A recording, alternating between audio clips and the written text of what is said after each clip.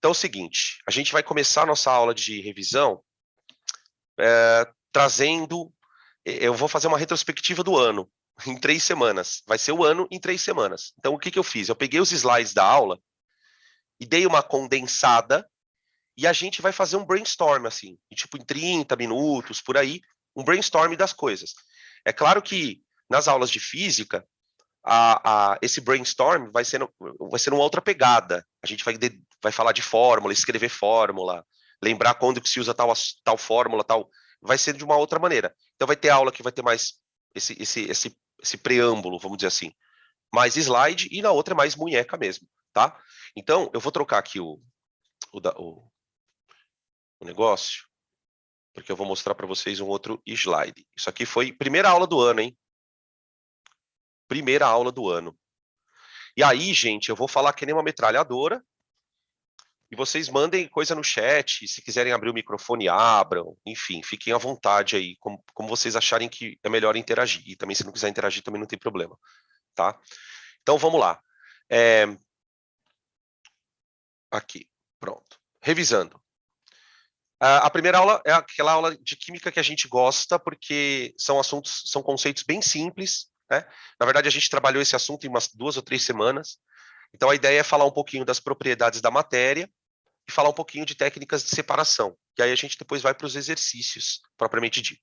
Então, primeiro slide aqui, para a gente lembrar, quando a gente vai estudar na química, né, a gente está interessado em estudar especificamente o quê?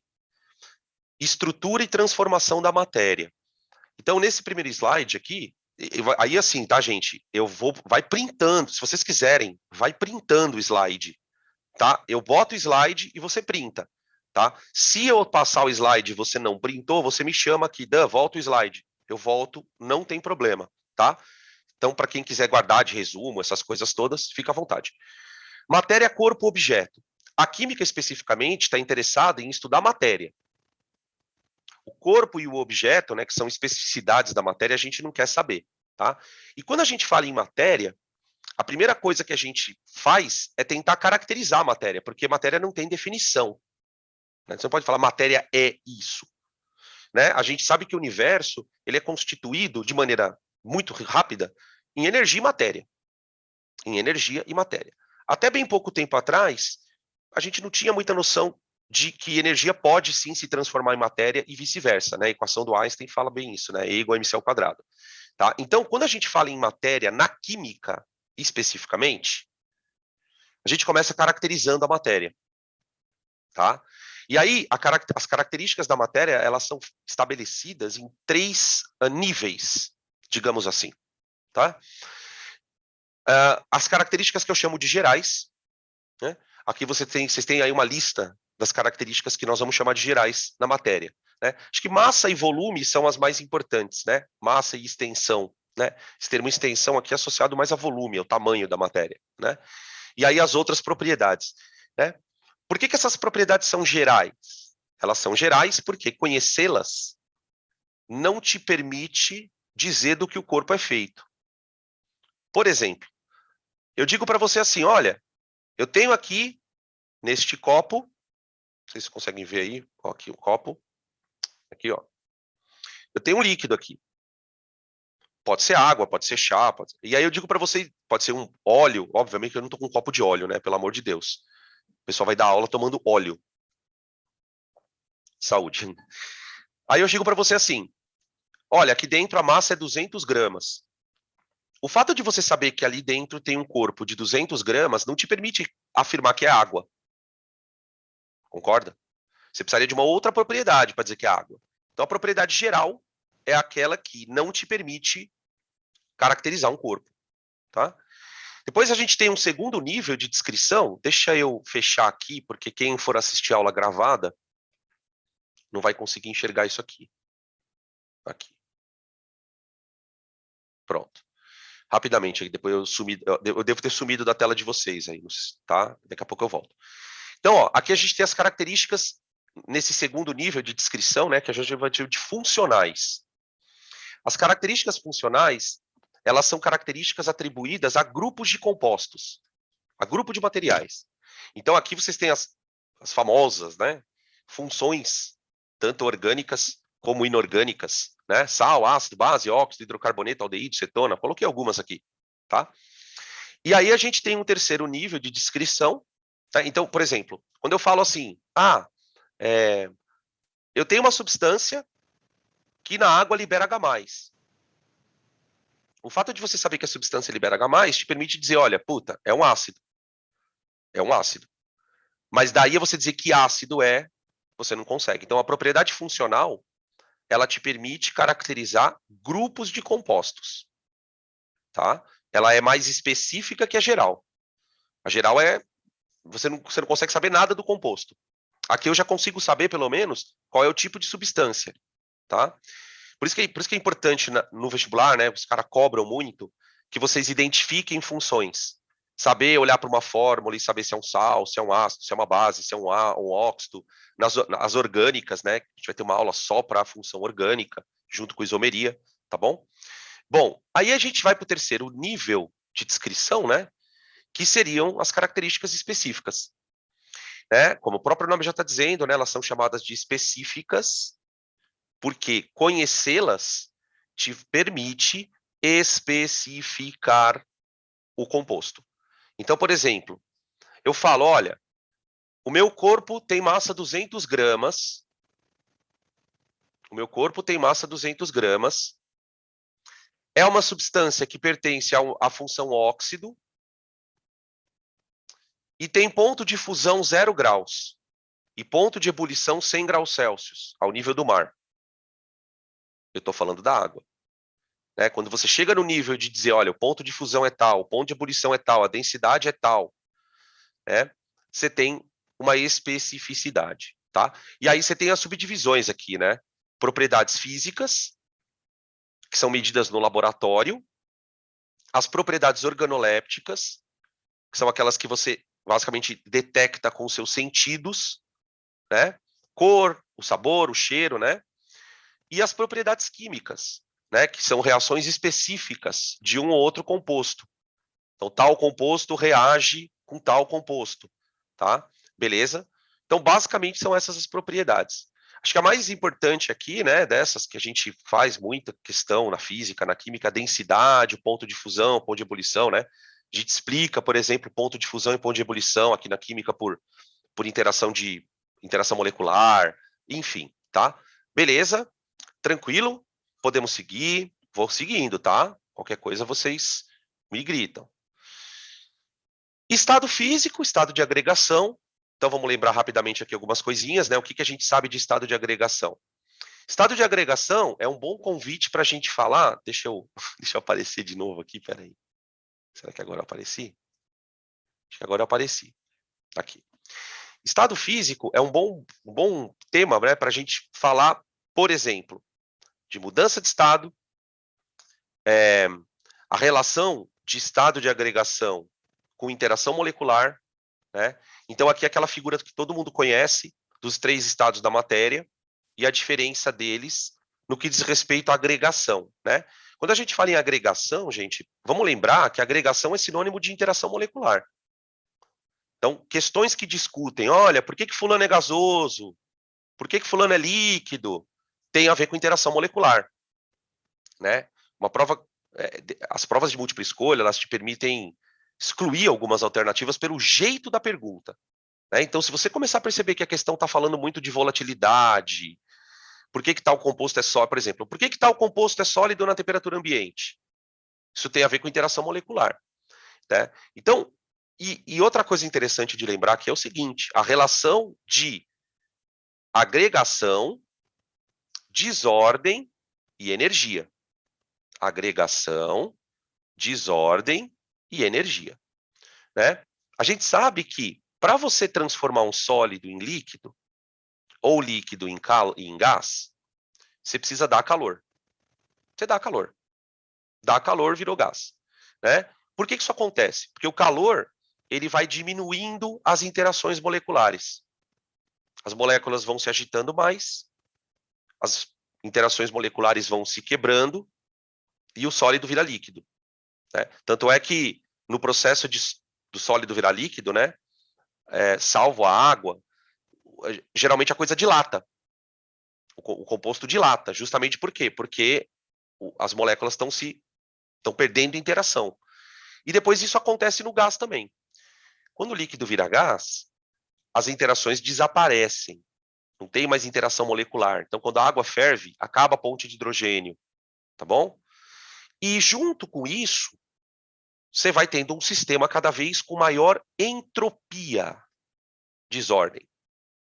Né? O sistema vai ficando mais desorganizado, mais bagunçado. Então, as interações moleculares são basicamente o fator, né, que rege essa questão da mudança de estado. Se não houvesse interações moleculares, não haveria como o sólido se formar. Não haveria como um líquido se formar. Tudo seria gás, tá bom? Beleza. Aí tem as mudanças de estado, né, que tipo, a gente já falou bastante, vocês já sabem. Tranquilo? Que mais? Deixa eu ver aqui que tem mais coisa.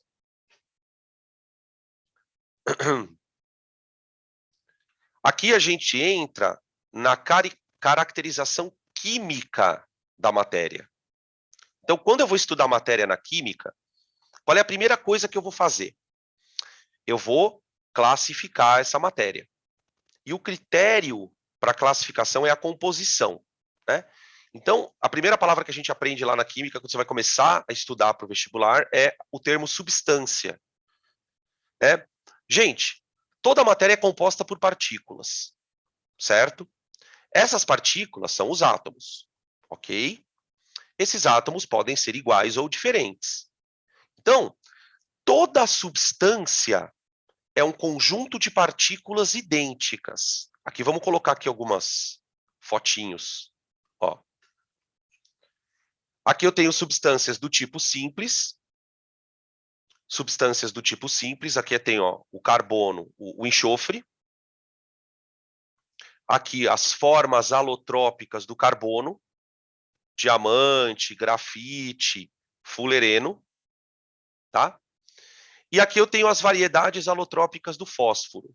O fósforo branco, que também é chamado de fósforo amarelo, e o fósforo vermelho, que é usado lá na cabeça do palito de fósforo. Tá? Por que essas substâncias são simples? Porque os átomos que constituem elas são iguais. Então, no enxofre, eu só tenho átomos de enxofre. Nas variedades alotrópicas aqui, no diamante, no grafite, no fulereno, eu tenho só carbono. A diferença é o jeito que o carbono se organiza no espaço, tá vendo? Aqui eu tenho o carbono sp3, ó, para o diamante. Aqui eu tenho os carbonos sp2 para o grafite, formando estruturas parecidas com os anéis aromáticos, né? Tem até a ressonância de elétron no grafite, tá? Por isso que grafite conduz eletricidade, né? Lembra na eletrólise? O que eu uso para fazer eletrólise, né? Eletrodo de grafite. Por que é o eletrodo de grafite? Porque ele conduz corrente, tá? E essa corrente que o grafite conduz tem a ver com a ressonância dos elétrons aqui, ó, nesse plano, tá? E aí você tem o fulereno, que é uma molécula, né, ó. É diferente dos outros dois. Aqui você tem um cristal e aqui você tem cristal. São cristalinos, né? Tanto o grafite como o diamante. O fulereno é uma molécula, tá? É um grupo limitado de átomos, tá? E aqui eu tenho as substâncias compostas. Por que elas são compostas? Compóstulas é boa, hein? Vixe. Por que elas são compostas? Porque os átomos que constituem essas coisas são diferentes. Então, eu escolhi aqui dois sais, tá, gente? O sulfato de cobre. Então, você olha lá na fórmula do sulfato de cobre. Ah, não, sulfato de cobre 2. Então, tira o parênteses. Aqui, ó. Sulfato de cobre. Tchanch. Tá vendo? Então, é uma substância formada por 3 elementos. A gente fala que é uma substância ternária, porque tem cobre, enxofre e oxigênio. Tá? O dicromato de potássio, K2, Cr2O7. Tá aí, K2CR2O7. E tem água, NaCl, enfim, tá? Beleza? Tudo bem? Tomar cuidado, tá? Só uma observação aqui, rapidamente, uma OBS. Atenção para esse termo aqui, ó, substância pura. Né? Tem muito aluno que confunde substância pura com substância simples. São coisas diferentes. Gente, toda substância é pura. Porque se ela não for pura, eu não posso chamar de substância. Então, dizer substância pura não é que é errado, não é errado. Mas assim, é como se fosse um pleonasmo. Né? Se é uma substância, é claro que é pura. Por quê? Porque o contrário de substância pura não é composta. O contrário de substância pura é mistura.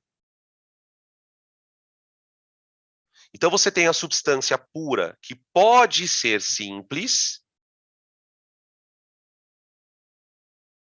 e tem a substância pura que pode ser composta. Tudo bem? Tranquilo? Continuando. Podem tirar print aí se quiserem.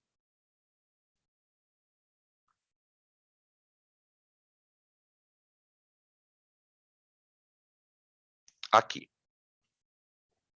Pronto. Espera aí. Opa. Espera só um pouquinho. Aqui. Esse outro slide é para lembrar uma outra maneira de classificar substâncias.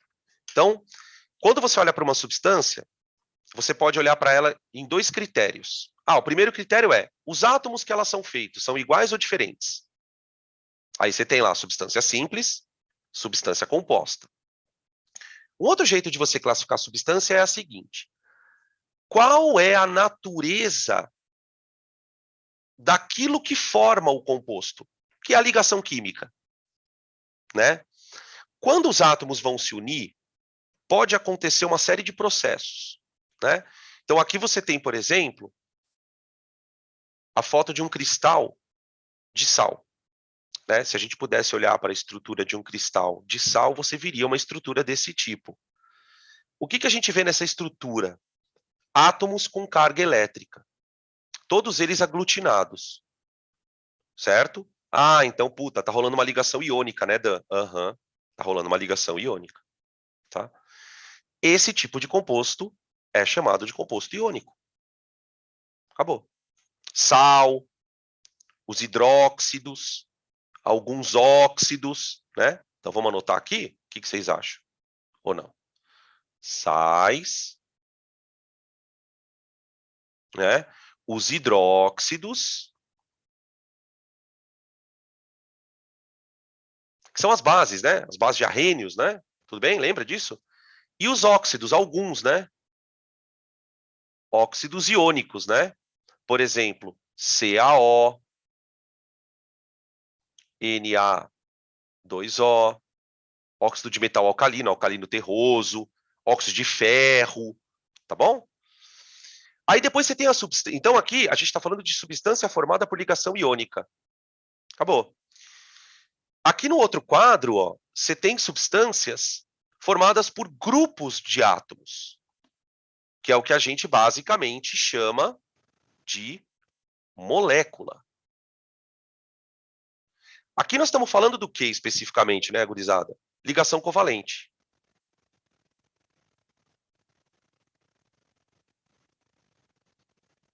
Ligação covalente. Tá bom? Beleza? E aí você tem o terceiro grupo de compostos, que são as substâncias atômicas. Por exemplo, átomo que não se liga, como hélio, né? Quando você pensa no hélio gasoso, você pensa em partículas formadas por átomos, né? Ou então, por exemplo, a prata metálica. A prata metálica não é formada por íon. A ligação da prata metálica é ligação metálica. Mas também não é formada por molécula, né? A prata é um cristal. É um cristal atômico, né? Se a gente pudesse imaginar como é um pedaço de prata, você teria uma estrutura formada por átomos de prata, todos formando uma estrutura parecida com a estrutura do NaCl. Por que eu estou dizendo parecida? Porque aqui não tem íon. Aqui é um cristal metálico. É uma estrutura com ligação metálica. Tá bom, gente? Beleza, tranquilo. Podemos seguir? Vamos lá, que eu tenho mais coisa ainda para contar. Tá acabando já, tá?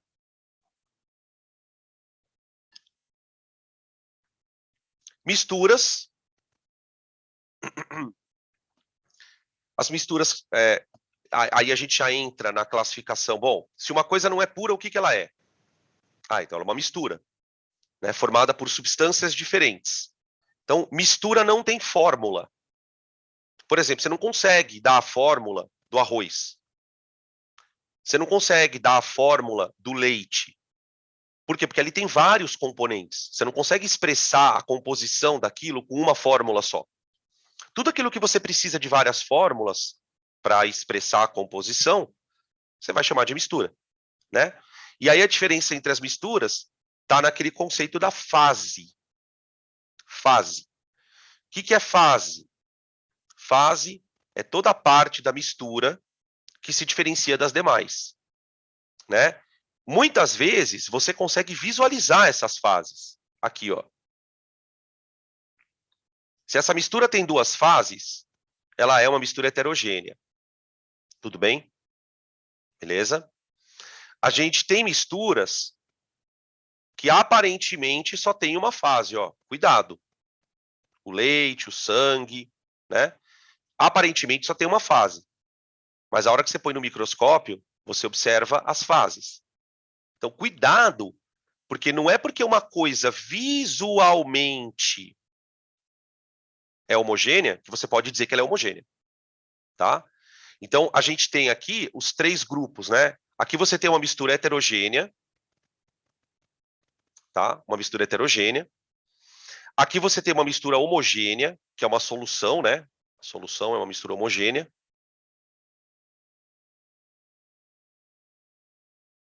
Tá? Sistema homogêneo.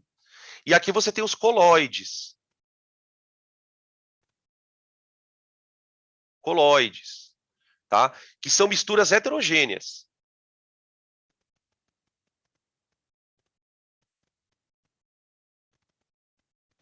Maionese, o sangue, o leite, pasta de dente, tá? Quando a gente deu aula de soluções durante o ano, a gente fez algumas questõezinhas para falar um pouco sobre esse conceito de coloide, que é um conceito que não é tão importante, né? O que você precisa saber dele, eu acho, né? Assim, na minha opinião.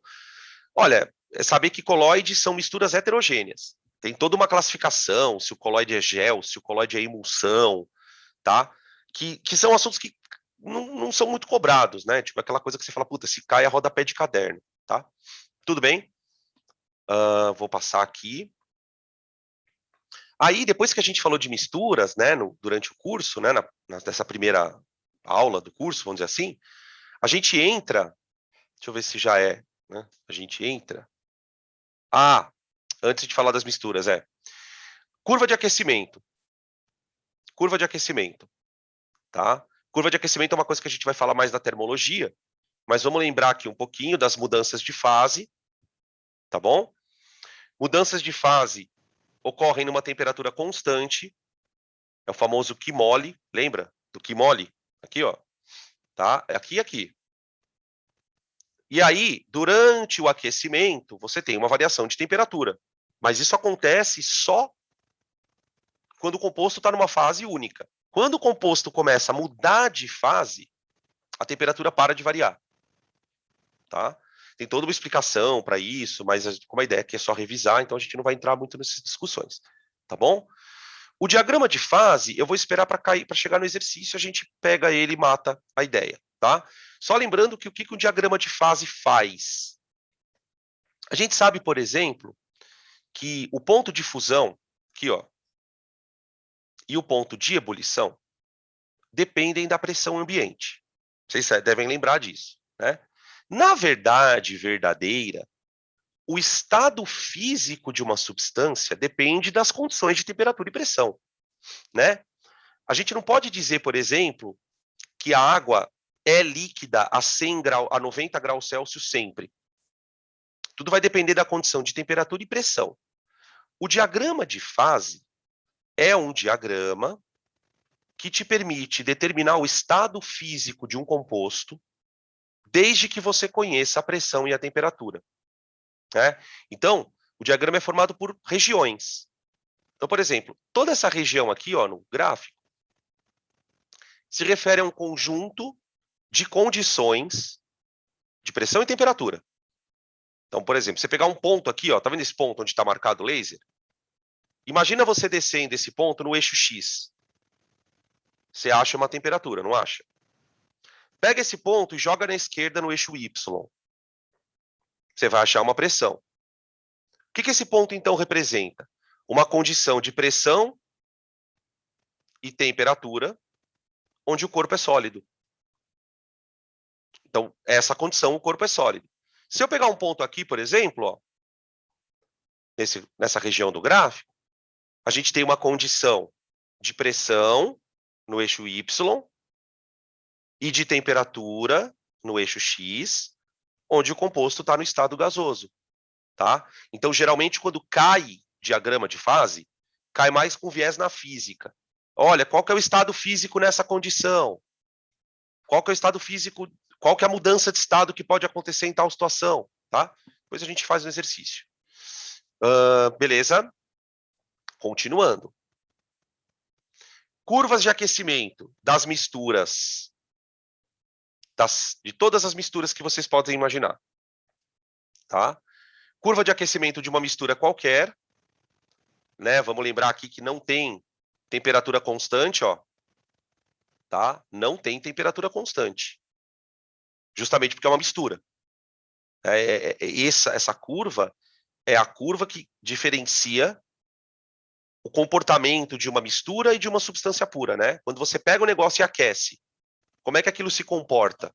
A gente percebe que são comportamentos diferentes, tá?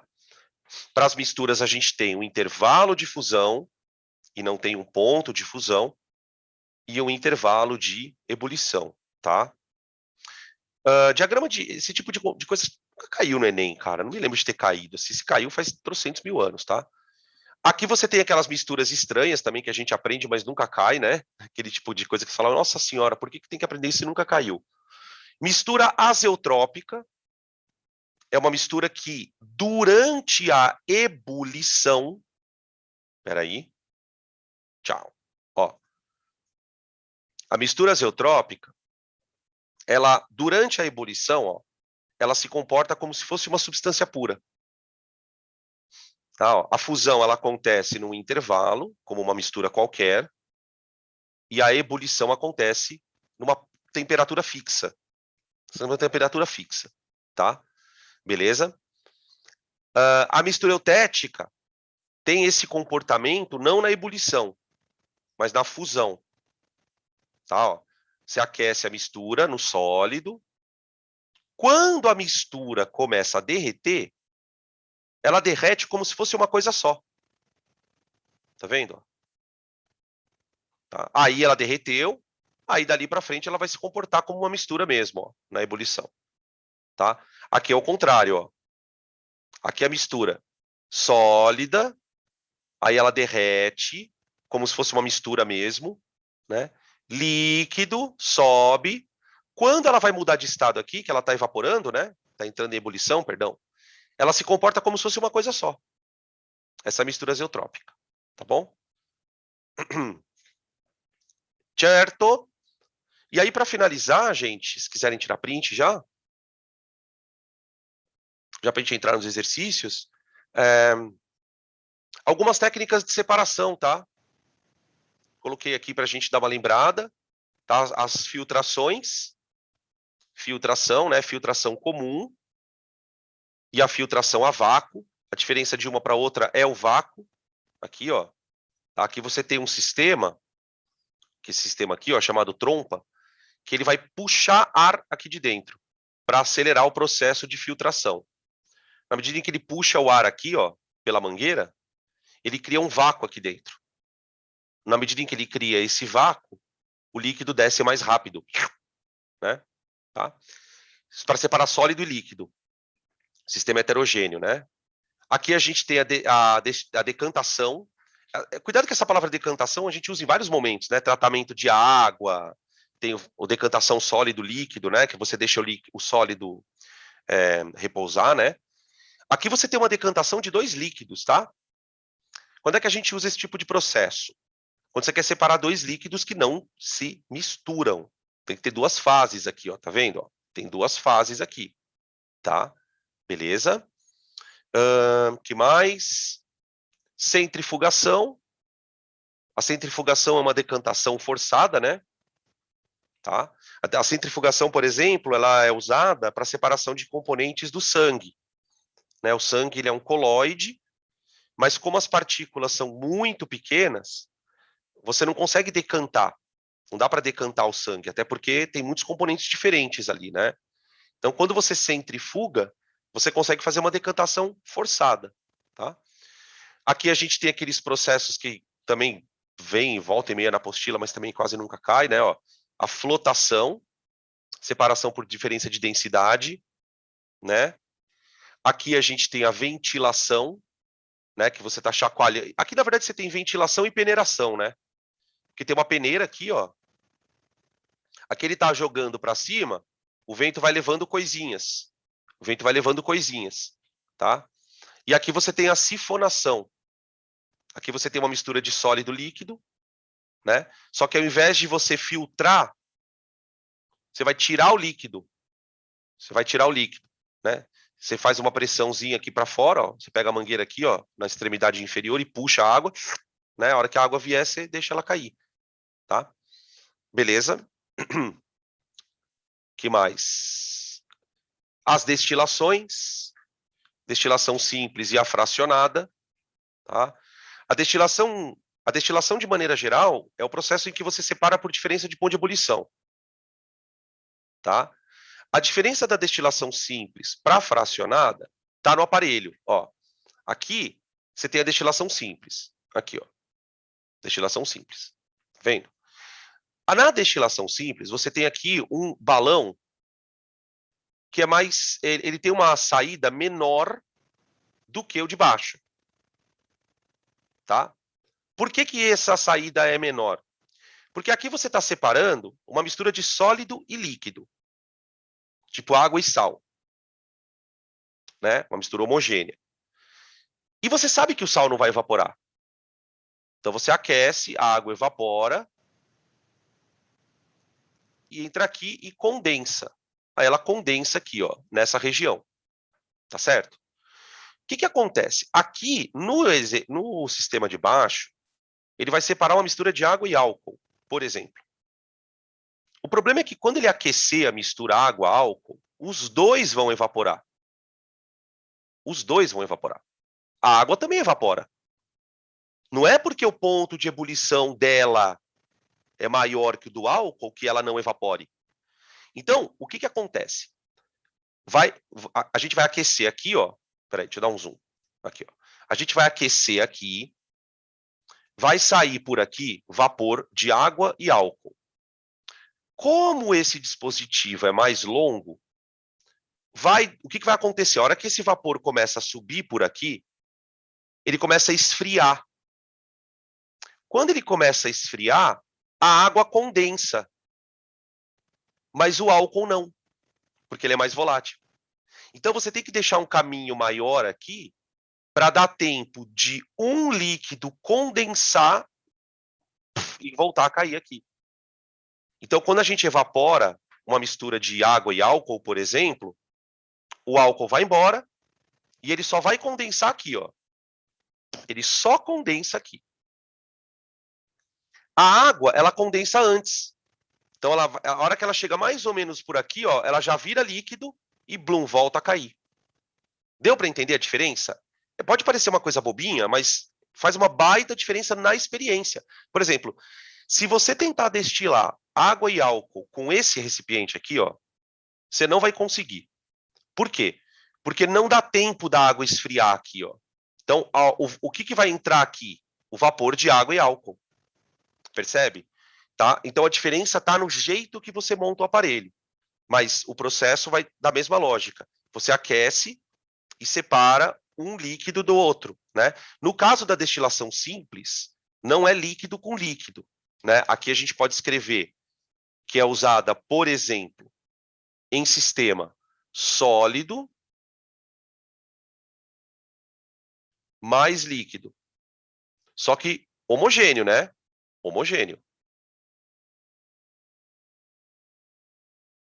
Aqui eu uso líquido mais líquido, tá? Também para sistema homogêneo. Homogêneo. Tá bom? Tranquilo, gente? É isso. Aí aqui a gente tem mais um slide. Acho que tem mais um aqui só. Para lembrar da destilação do petróleo, tá? Porque geralmente esse é um assunto que cai com uma certa frequência. Já caiu algumas vezes no Enem, provavelmente outros vestibulares que vocês vão prestar também vai aparecer uma vez ou outra, vai aparecer essa questão, né? A destilação fracionada no petróleo é feita numa torre, né? Lembrar dessa torre. Lembrar que as regiões da torre, elas vão coletar partes dessa mistura. Você não está separando só dois componentes, então não dá para fazer naquele aparelho do laboratório. Naquele aparelho serve para separar uma mistura que tem dois componentes. Quando você tem uma mistura com vários componentes, você não consegue. Então, você faz um processo em escala maior, tá? O que é importante lembrar? A relação entre a volatilidade do composto, aqui gás, gasolina, querosene, óleo diesel, lubrificante, e o tamanho da cadeia carbônica, hein? Né? Lembra que aqui você tem todos hidrocarbonetos,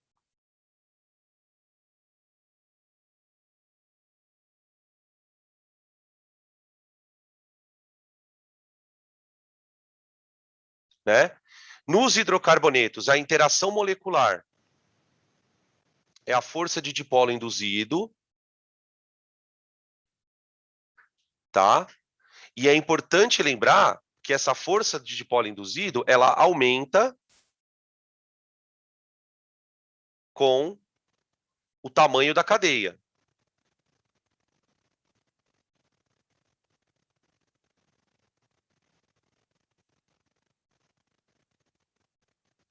Certo? O que isso implica? Isso implica em compostos com, quanto maior o tamanho da cadeia, menor a volatilidade. Menor a volatilidade.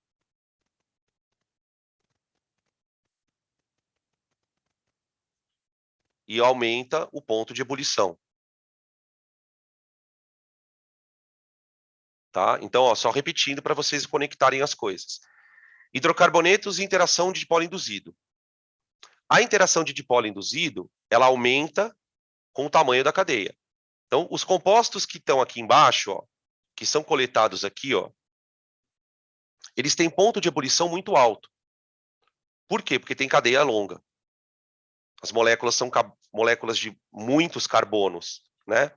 Quando você pega essa fração aqui em cima, a fração gasosa, né, o gás natural, né, o propano, o butano, que são lá os componentes do GLP.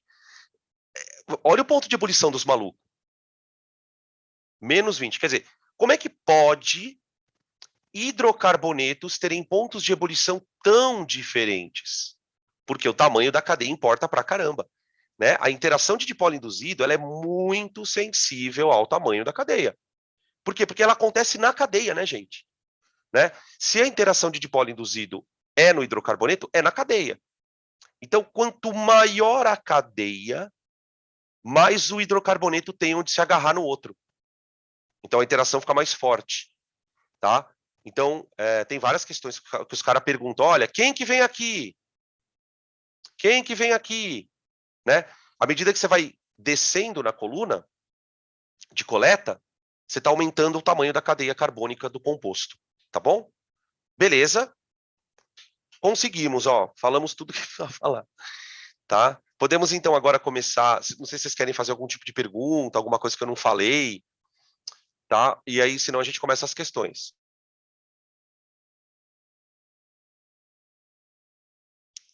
Bom, então vamos agora começar os exercícios da lista de revisão, tá bom? Vamos lá.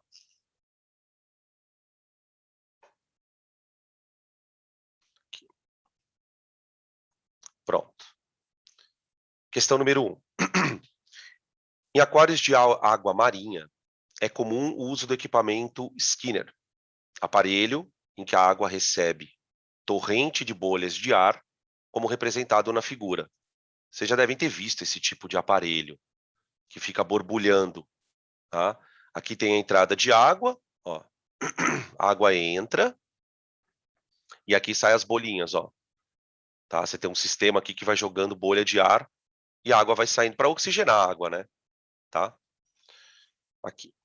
Aí ele vai começar a falar sobre o trem.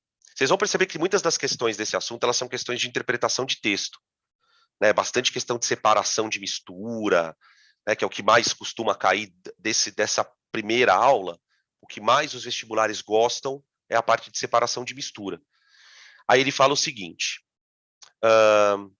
aparato em que a água recebe uma torrente de bolhas de ar, como representado na figura, levando a matéria orgânica até a superfície, onde pode ser removida.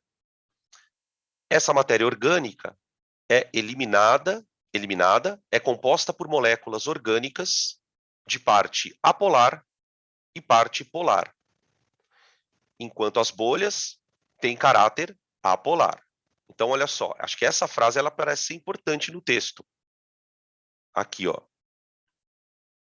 Ele fala que as moléculas têm uma parte apolar e uma parte polar. Isso são as moléculas orgânicas. E as bolhas têm caráter apolar. As bolhas. Esse aparelho, no entanto, tem rendimento muito menor em aquários de água doce.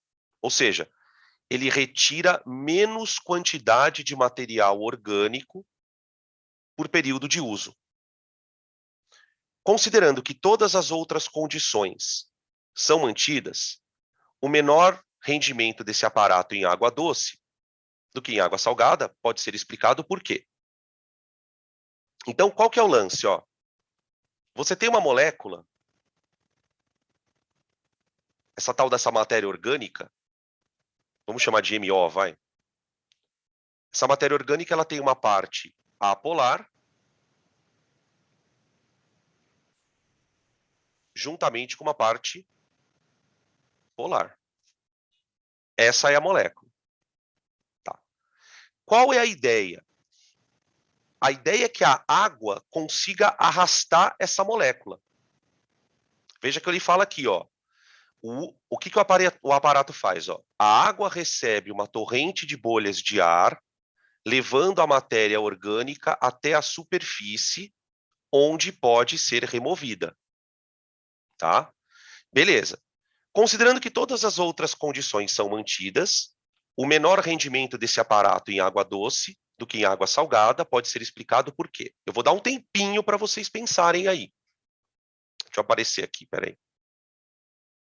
Eu vou dar um tempinho para vocês pensarem na resposta, tá? Vamos dar uma lida nas alternativas e ver o que a gente consegue observar. Então, ó, mantidas todas as condições. O menor rendimento desse aparato em água doce do que em água salgada, quer dizer, então o aparelho ele retira menos moléculas em água doce do que em água salgada. Ele quer saber por que isso acontece.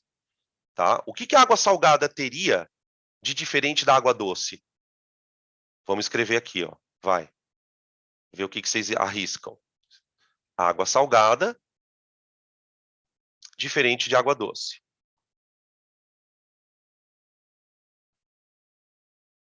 Bom, a gente chama de água doce, água salgada, basicamente água diferente com concentração de sais. Se a água é salgada, ela tem mais íons.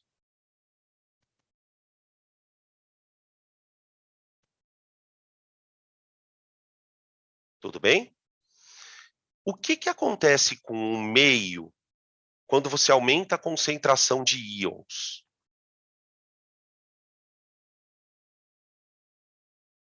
O que acontece com a polaridade? A água, ela é uma substância polar, bem polar.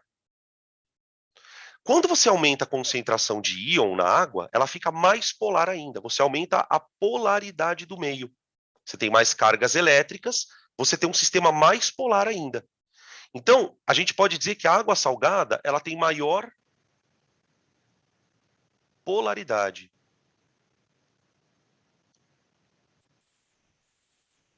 Do que a água doce. Tá? Beleza? Bom, vamos olhar para as alternativas. E tem a polaridade da molécula de água na água doce é maior do que na água salgada. Olha, isso não tem sentido. A polaridade da molécula de água é a mesma. A molécula tem a mesma polaridade. O que acontece é que quando você põe sal na água, quando a concentração de sais é maior, você aumenta mais ainda a polaridade do meio, e não da molécula. Então, essa A está parecendo meio estranha. Tá? B. A menor concentração de sais na água doce torna as regiões apolares das moléculas mais solúveis do que na água salgada, prejudicando a interação com as bolhas de ar. Opa, essa informação parece importante, hein? Porque, veja, o que vai arrastar a molécula? Não é o ar? É o ar que arrasta ela para cima? É o ar.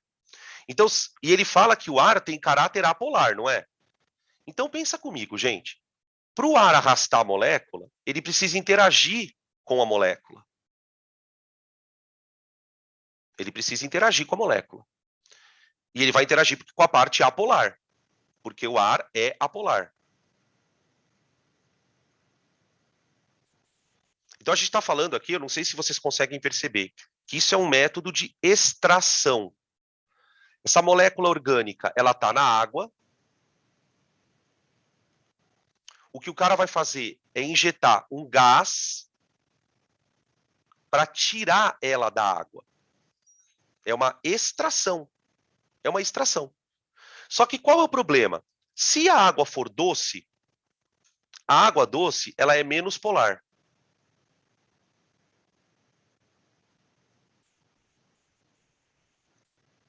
Então, para pensar um pouquinho. Se a molécula orgânica tiver na água doce,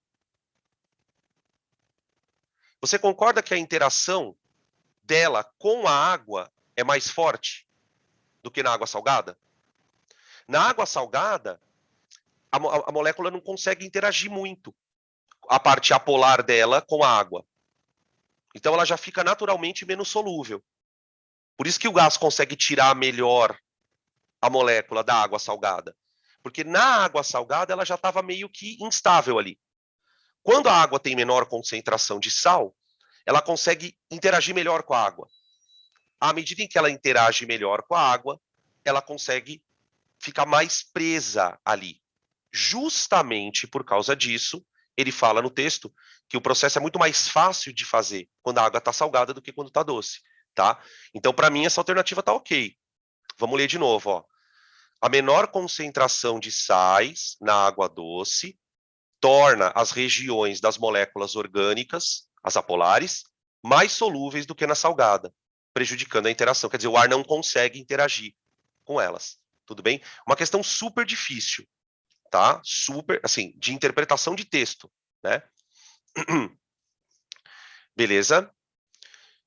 Aí acho que as outras a gente pode pular, né? Se alguém tem alguma dúvida em alguma das alternativas, pode perguntar. Pode perguntar para a gente poder falar. Se não, beleza, tá? Vamos continuar. Questão 2. O titânio e suas ligas são amplamente utilizadas como biomateriais em implantes de ortopedia e na cardiologia, devido à sua elevada biocompatibilidade, baixa densidade, baixo módulo de elasticidade e resistência à corrosão, superior em relação ao aço inoxidável. Tudo balela, assim, né? Tipo, a gente percebe que tem um monte de informação aí que ele grifou algumas palavras, já dando uma noção do que a gente precisa, né? Densidade, aço inoxidável. A reduzida ou inexistente reação do titânio com os tecidos que circundam o implante é decorrente da passivação formada pelo filme de dióxido de titânio. Deixa eu só explicar, porque isso é uma questão até interessante. O titânio, ele é um metal. que acontece quando você implanta isso no corpo? Uma parte dele oxida a dióxido de titânio. Só que essa parte, ela cria uma película que cobre o material, impedindo dele ser atacado pelo tecido. O dióxido de titânio protege o tecido do titânio. Tá? Por isso que ele chama de, por isso que ele fala que o implante, ele fala assim, a reduzida reação do titânio com os tecidos é decorrente da passivação formada pelo filme de dióxido de titânio.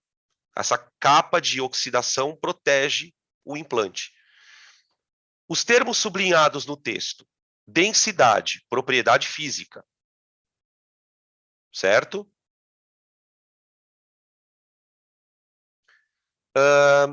Aço inoxidável. O que é o aço inoxidável? O aço é uma liga metálica.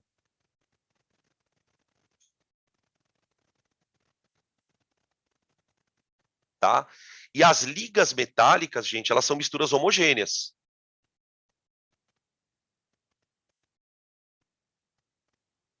Tá? Beleza? E que mais? Então, propriedade física, mistura homogênea, e agora ele quer, sobre o dióxido de titânio, ele quer o número de oxidação do titânio. TiO2, gente, o NOx do titânio. Bom, o oxigênio tem NOx menos 2. Só que são 2 oxigênios, então é menos 4. Certo?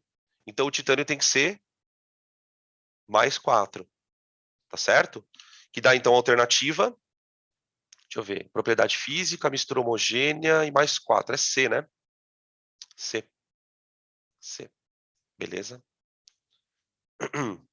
Próxima. 3.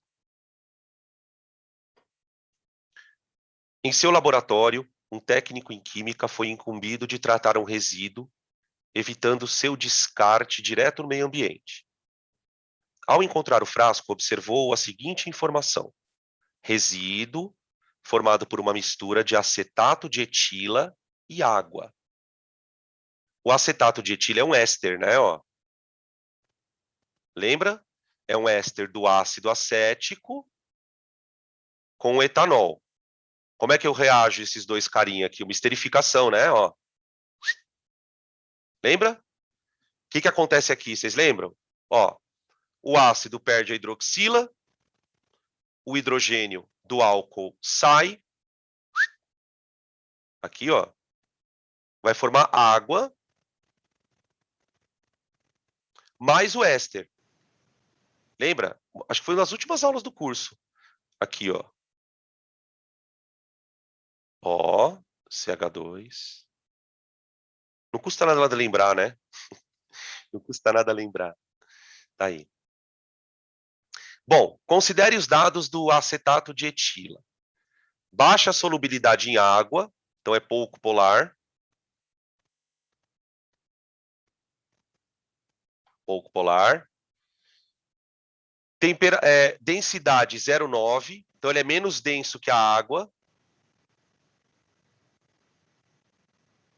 Grama por ml, que é a mesma coisa que grama por centímetro cúbico, né? Coloquei ml ali, mas é a mesma coisa. Temperatura de fusão, menos 83. Temperatura de fusão bem baixinha, tipo álcool, né? E pressão de vapor maior que a água, ou seja, ele é mais volátil que a água. Ai, ai, ai, ai, ai. Não percam a aula de soluções, onde a gente vai discutir pressão de vapor. A pressão de vapor é uma medida da volatilidade, né, do composto. Quanto mais volátil é o composto, maior a sua pressão de vapor. Então, quando ele fala que a pressão de vapor desse maluco é maior que a da água, é porque ele é mais volátil que a água. Que é H2O. Tá? Dá uma olhada nas alternativas aí, vê o que vocês acham. Perdão. Ele fala assim, ó, a fim de tratar o resíduo, recuperando o acetato de etila, o que a gente deve fazer?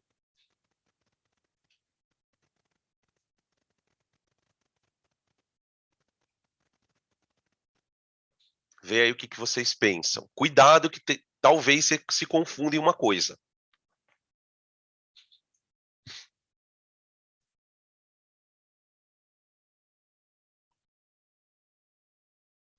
uma coisa que a gente tem que tomar cuidado nessa questão, porque assim, quando você fala que o composto é mais volátil que a água, isso pode passar a ideia de que você deverá fazer uma destilação ou uma evaporação. Só que a gente precisa tomar cuidado, porque ele fala que o composto é pouco solúvel na água. Então, se eu pegar uma mistura de água mais acetato de etila, gente, essa mistura é heterogênea. Ela tem duas fases.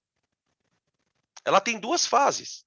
Se você colocar a mistura no funil, lembra do funil de bromo lá? O funil de decantação? Ó, vai formar duas fases. Uma fase aqui em cima, que vai ser o éster. Ésteres não, né? Ésteres. Vai ser o éster, porque ele é menos denso que a água, né? E aqui a água. Então você faz uma decantação em funil de separação. E não uma evaporação. Né? Aqui ó, vou dar um biso nas alternativas, ó. Evaporar o acetato de etila sem alterar o conteúdo da água? Não, não vou evaporar. Isso aqui seria se eu fosse fazer uma destilação. Filtrar a mistura, não tem por que filtrar, porque os dois são líquidos. Realizar uma destilação simples? Não. Destilação simples é para sólido e líquido. Centrifugação você vai usar quando tiver um sólido que você não consegue decantar, né? Você não consegue decantar, tá bom? Decantar a mistura, separando os dois componentes num funil adequado. Aí, beleza. Aí, beleza. Alternativa E. Tá aí. Tá bom? Fechou? Questão 3, matamos então. Ó, e tudo do Enem, ó. Tá vendo? Ó, essa é do Enem. Ah, não, essa é do Einstein. Essa aqui é FUVEST. Ele falou tudo do Enem, tudo do Enem. Ó, mais uma do Enem aqui, ó. Mais uma do Enem. 4. As centrífugas são equipamentos utilizados. Veja como é que às vezes o vestibular é meio chato, né? A gente tem aquelas aulas enormes de destilação e fala. O cara vai te perguntar para que serve uma centrífuga. Por isso que a gente fala, e eu falo para vocês o ano inteiro, eu sou chato, pareço velho. A prova de ciência da natureza não é para qualquer um.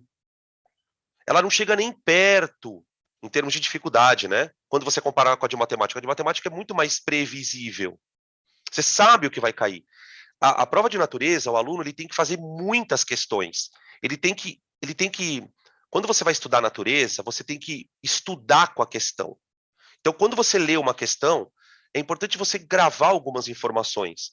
Tem para quem faz muito exercício, você já deve ter percebido isso. Tem questão que você lê a questão e fala: "Nossa, não sabia disso". Parece que a questão está te dando uma aula. Então, por exemplo, você fala: "Ah, mas vai cair uma centrífuga?" Vai cair centrífuga, tá? Então ele fala, ó, as centrífugas são equipamentos utilizados em laboratórios clínicos e indústrias. Seu funcionamento faz uso da aceleração centrífuga, a gente vai falar disso na aula de movimento circular, aceleração obtida pela rotação de um recipiente que serve para a separação de sólidos em suspensão, em líquidos, ou de líquidos misturados entre si. Nesse aparelho, a separação das substâncias ocorre em função do quê? Qual é a propriedade que a gente está se aproveitando para poder fazer a separação? Densidade. Densidade. Ah, mas Dan, por que você não deixa decantar? Porque não dá, a densidade é muito parecida com a do líquido. Né? Até na água, você tem partículas, quando os caras vão fazer tratamento de água, tem partículas que, mesmo depois da decantação, elas ficam suspensas. Né? Lembra, no tratamento de água, então ó, a resposta é A, tá? Lembrar. Uma coisa puxa a outra, outra puxa a outra. No tratamento de água, você não pode centrifugar, né? Você vai centrifugar um reservatório de água para uma cidade. Então você vai fazer uma decantação química. Né? A centrífuga, ela faz uma decantação mecânica. Ela acelera o corpo, né, de maneira circular, para que ele seja arremessado para fora da trajetória. Então ele vai para o fundo do tubo. A decantação química é a tal da floculação, tá? Que já caiu várias vezes no Enem. Floculação, que é basicamente a adição de sulfato de alumínio. Sulfato de alumínio. Tá? O sulfato de alumínio ele reage na água com outros componentes que estão ali, que vão dar origem ao AlOH3. Tá? O sulfato de alumínio ele reage com cal. Tá? No tratamento de água, eles colocam cal para corrigir o pH da água, né? E sulfato de alumínio. Aí, a reação do sulfato de alumínio com cal dá origem a esse negócio aqui. Esse negócio gruda na sujeira, na partícula de sujeira. Ele gruda, porque essa base, ela se forma na água na forma de um floco gelatinoso, como se fosse um adesivo. Então a sujeira vai grudando nesses negócios e vai decantando, tá? Beleza? Tá aí então a questão, resposta A, para a gente passar para a próxima. Questão número 5.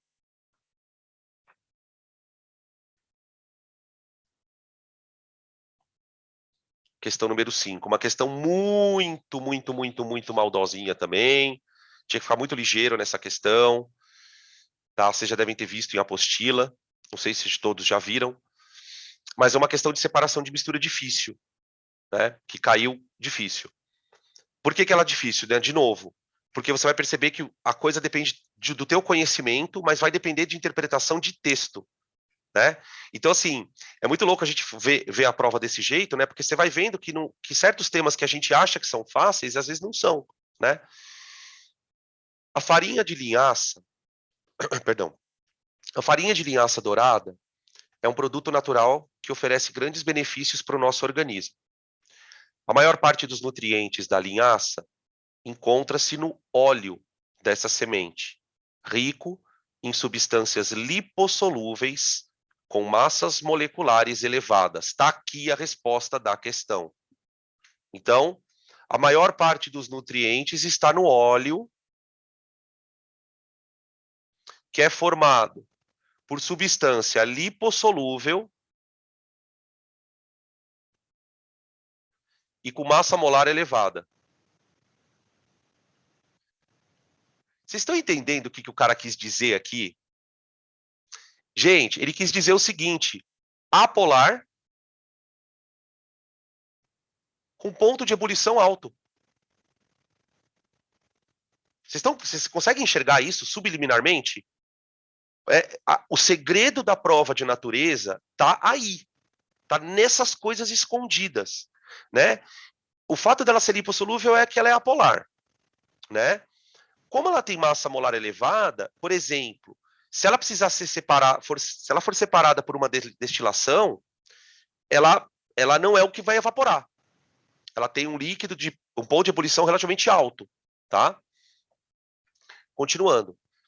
A farinha também apresenta altos teores de fibras insolúveis em água, celulose, vitaminas lipossolúveis e sais minerais. Então, essa outra parte fala de uma outra coisa que a tal da farinha tem, né?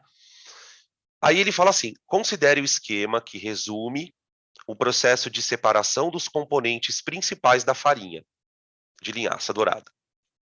Pergunta: onde está o óleo? Onde está o óleo? Bom, então vamos começar. Aqui, peraí.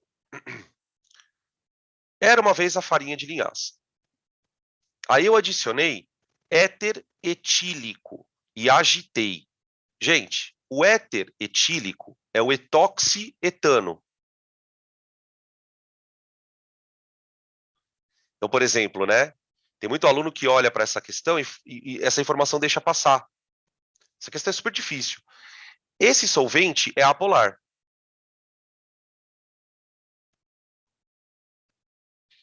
Gente, por que ele põe um solvente apolar e agita? Porque ele quer extrair o óleo. Ele quer extrair. Ele quer fazer uma extração por solvente. Do mesmo jeito que a bolha de ar queria tirar a sujeira lá da água, na questão da FUVEST, aqui eu quero fazer uma extração por solvente. Então eu escolhi um solvente que dissolva o óleo. Por isso que ele tem que ser apolar. Certo? Tá, beleza. Aí, então você já sabe. Aí olha que ele separou, né? Aqui tem um resíduo e o éter está aqui, ó. Tá vendo? Extrato etéreo. É o de éter. O óleo está aqui, ó. O óleo está aqui. Com certeza o óleo está aqui. Aí o que ele fez? Ele destilou. Faz sentido. Porque provavelmente ele estava querendo separar o óleo do éter. Né? Se eu extrair o óleo e o éter, eu vou extrair, eu vou destilar os dois. Tá, na destilação, você tem o destilado e o resíduo. Né? Na aula eu lembro que na aula eu falava sobre isso. Né? O que é o resíduo? O resíduo é o que fica no balão. É o que fica. Né? Você tem basicamente o seguinte, né? Um balão. E aqui o destilador. Vocês perdoem o desenho, tá, gente? Ó. Tá aqui. Aqui você tem óleo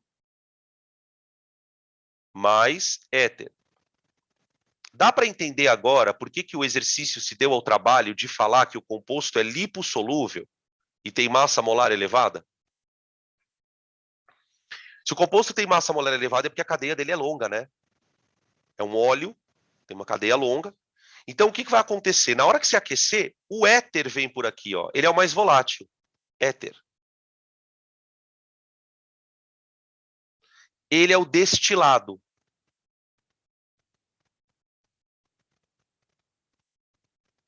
Porque ele é o mais volátil. Quem fica no balão é o óleo, o resíduo.